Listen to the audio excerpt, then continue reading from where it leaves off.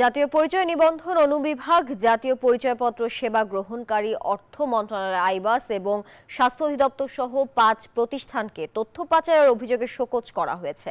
ওই ৫ প্রতিষ্ঠানের বিরুদ্ধে প্রাথমিক তদন্তে প্রমাণ পাওয়া গেছে বলে জানিয়েছে নির্বাচন কমিশন। সকালে রাজধানীর আগারগাঁওয়ে নির্বাচন কমিশনে এনআইডির তথ্য যাচাইকারী প্রতিষ্ঠানের প্রতিনিধিদের সাথে বৈঠক করেন কমিশনের ডিজি এএসএম হুমায়ুন কবির।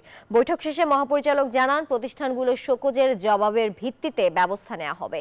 এছাড়া খতিয়ে দেখা হচ্ছে তথ্য পাচারের ঘটনা ইচ্ছাকৃত কিনা। অভিযুক্ত ৫ প্রতিষ্ঠান হলো স্বাস্থ্য অধিদপ্তর, মহিলা বিষয়ক অধিদপ্তর, অর্থ মন্ত্রণালয়ের আইবাস, চট্টগ্রাম বন্দর কর্তৃপক্ষ এবং ইউসিবি ব্যাংকের উপায়। আমরা যে ৫টি প্রতিষ্ঠানে তদন্ত করেছিলাম, আমাদের টিম পাঠিয়েছিলাম এবং আমরা সেখান থেকে কোনো না কোনোভাবে তথ্য লিকের বা ফাঁসের, এটাকে ঠিক ফাঁস বলা যায় না, বাট ওই অর্থ করা যায়, আমরা প্রমাণ পেয়েছিলাম।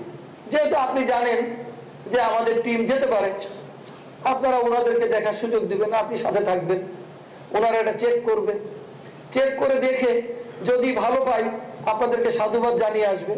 আমরা নিশ্চিন্ত থাকব রাষ্ট্রের নিরাপত্তা, রাষ্ট্রের তথ্যের নিরাপত্তা, জনগণের তথ্যের নিরাপত্তা নিশ্চিত হয়েছে।